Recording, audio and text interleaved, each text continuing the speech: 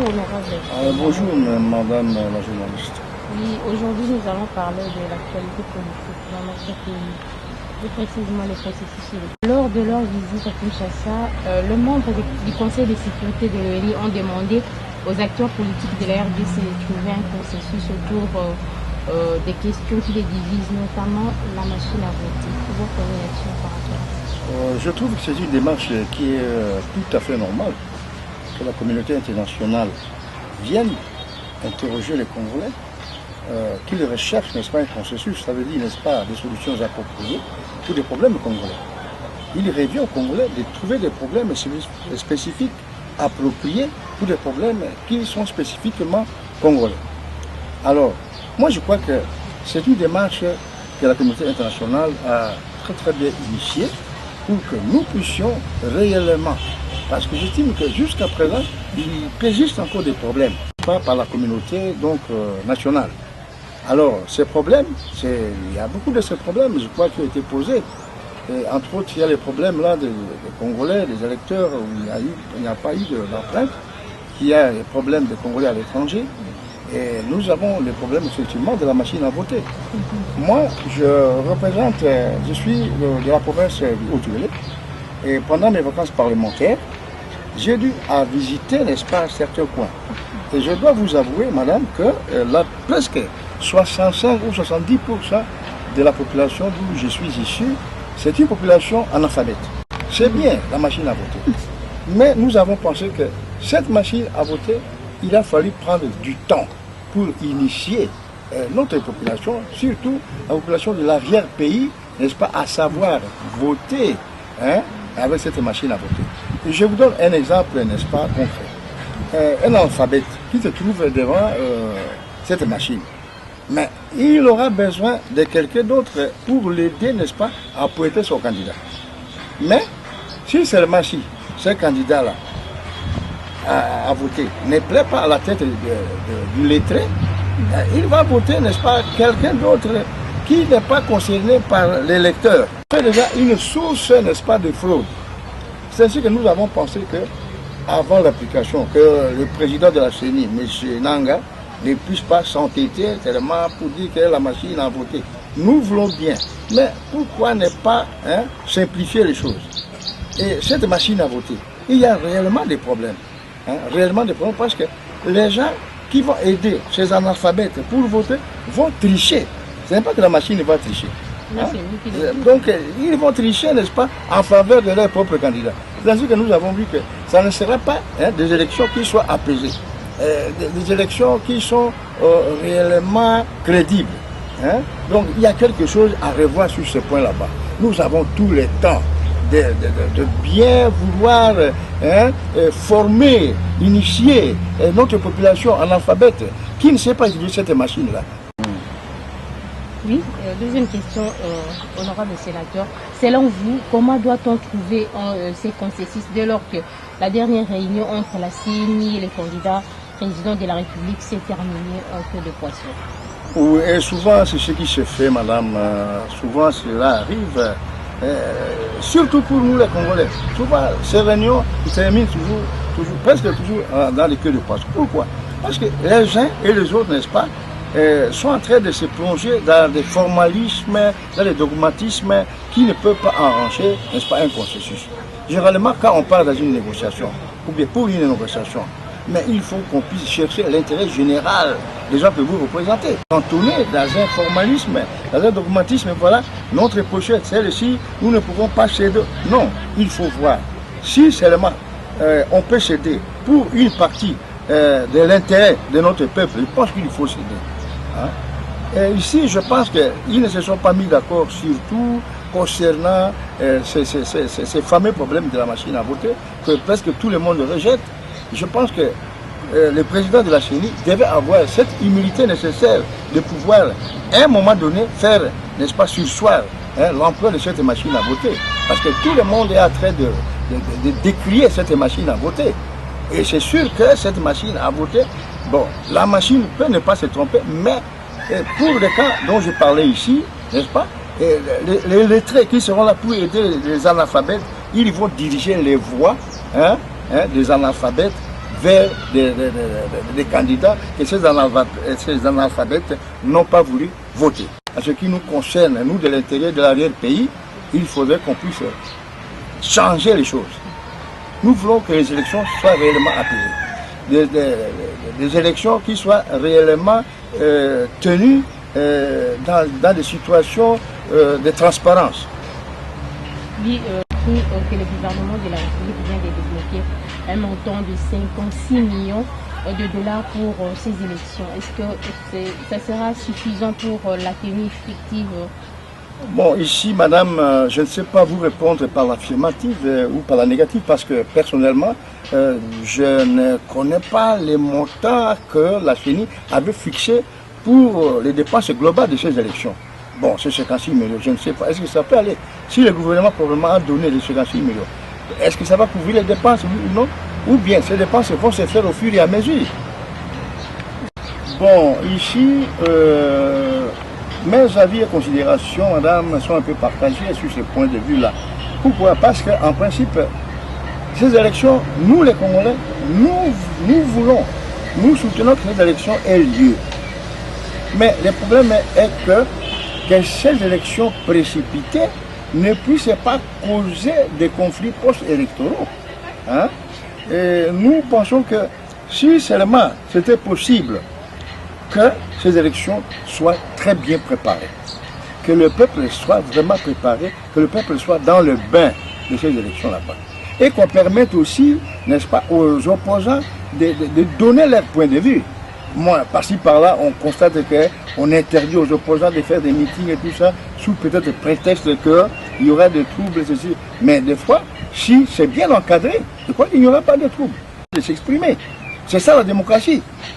La majorité présidentielle ne doit pas prétendre seulement, voilà, sous prétexte, n'est-ce pas, ou non, il y aura des désordres que non, on ne peut pas avoir. Il faut que l'opposition ait le temps, ait l'opportunité de s'exprimer. C'est la démocratie. C'est le jeu de la démocratie. On a la liberté d'opinion, la liberté d'expression. La liberté d'expression. En tant que sénateur, que préconisez-vous si les élections ne se tiennent pas en décembre comme prévu? Moi, je pense que j'avais donné une émission, nous avions échangé avec votre journal.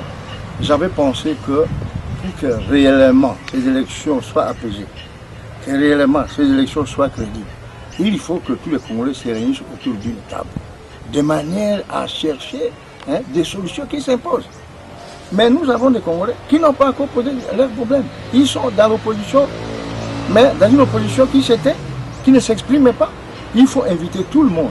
Il faut que ça soit vraiment une unanimité pour qu'on puisse arriver, n'est-ce pas, à tenir compte de chaque revendication. On ne doit pas écarter, nous sommes tous des Congolais. Quand un Congolais pose son problème, quand un enfant pose des problèmes à son père, quelles que soient ses attitudes,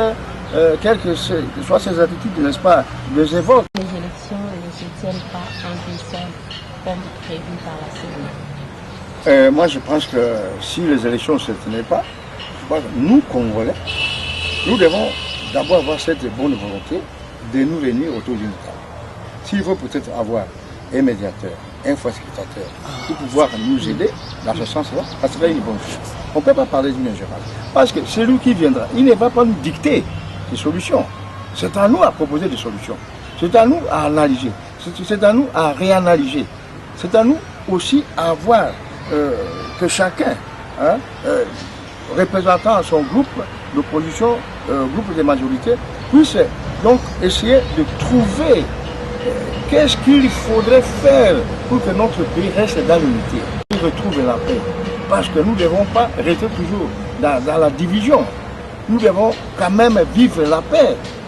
Le Seigneur ne nous a pas créés dans ce Congo pour continuellement servir les autres, continuellement souffrir.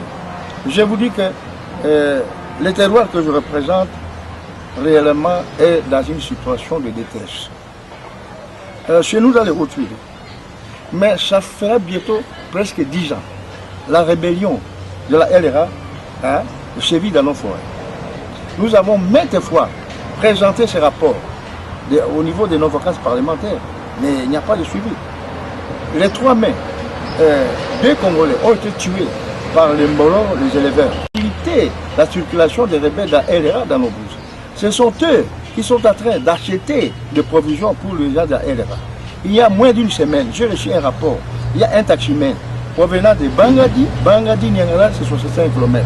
En mi-chemin, ce taximan a été, n'est-ce pas, tué par les éléments de la LRA. Jusqu'aujourd'hui, nous savons quoi faire, à quel chien nous vouer. Nous sommes réellement devant des problèmes qu'il faudrait résoudre.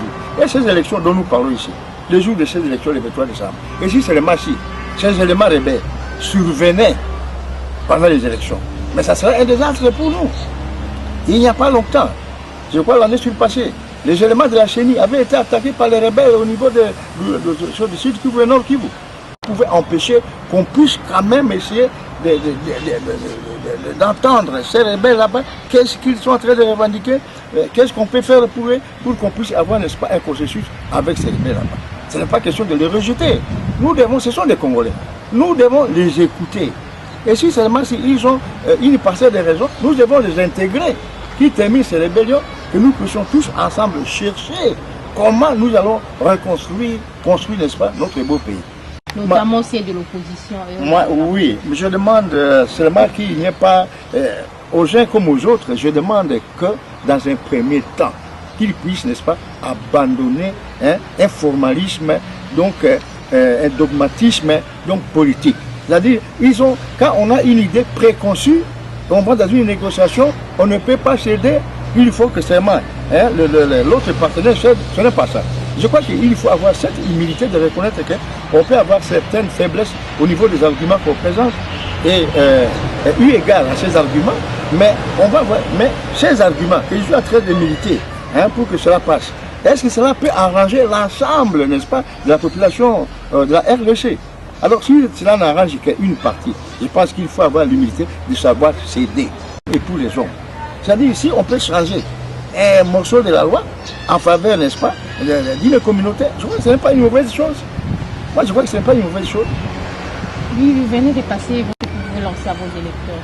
Ah, oui, à mes électeurs, moi, surtout, je vais demander à ceux qui n'attendent pas l'extérieur pour pouvoir arranger, n'est-ce pas, les routes du chemin, les avenues du chemin. Et je vous dis que, madame la journaliste, chez moi, il y a des enfants qui ont 10, 11 ans, n'ont pas vu un camion ou une voiture. Lorsqu'ils verront une voiture, ils croiront que ce sont des huttes qui s'est changées. Certains tronçons, n'est-ce pas, de nos routes, au niveau de la collectivité Mangwele par exemple, n'est-ce pas, j'ai dû acheter des bêches, des pelles, j'ai encouragé, j'ai donné des cigarettes, j'ai donné un peu à manger, et nous nous sommes mis à arranger, n'est-ce pas, nous avons arrangé presque une 50 écoles secondaires, qu'on puisse prêcher ces briques, que ces écoles soient construites en matériaux durables. Un dernier message plus tard. Bon, je souhaite seulement que le Seigneur, Dieu l'Éternel, puisse nous aider à donner, n'est-ce pas, cette humilité nécessaire dans les cœurs des acteurs congolais, qu'ils puissent savoir comprendre que ce n'est pas de cette manière que nous sommes allés de nous diriger vers une catastrophe électorale. Catastrophe pourquoi? Parce que cette machine à voter, pour moi personnellement, je n'ai pas peur de le dire, c'est une machine à voter, d'accord, mais qui n'est pas adaptée pour notre pays. Moi, au niveau Côte d'Ivoire, on est en train de faire des élections là-bas. Mais ce sont des moyens, donc, disons, rudimentaires, des moyens qui sont culturellement admis. Mais vous allez introduire des machines à voter. Et puis, dans ces pays, c'est pas Corée. On n'exige même pas cette machine à voter. On va faire des expériences au niveau de chez nous, ici, la RDC.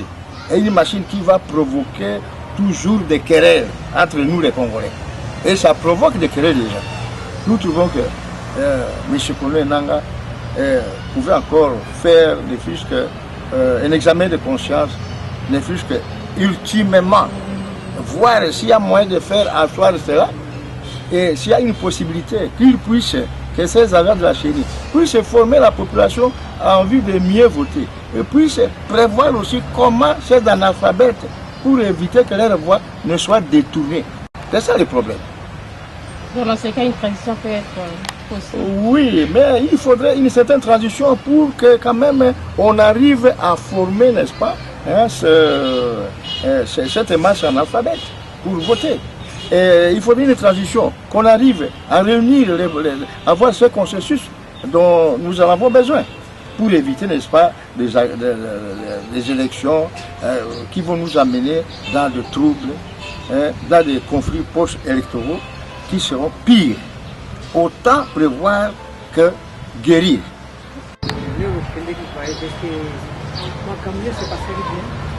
Oui, bon, oui, on a projet na vacances parlementaires, les cas qui on a vérifié la situation est maintenue avec la oui, bon, oui, on a projet na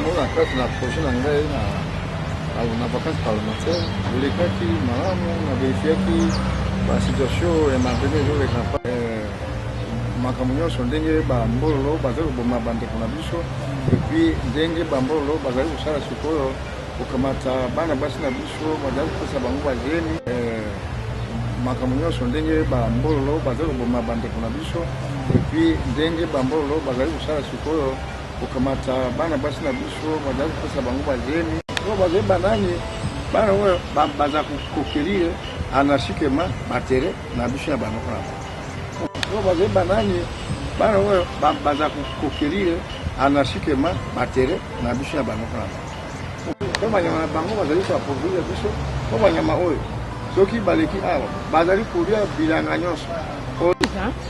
Par rapport à la désignation de Madame la Rwandaise, comment Louise Mushikiwabo. Bon, moi je trouve que bon, c'est une politique hein, parce que vous avez vu la France à un moment donné, aujourd'hui je vois que la première langue officielle c'est l'anglais, j'ai l'impression. Alors il fallait que la France adopte une attitude pour ramener les Rwandais à la francophonie. On a désigné cette dame-là.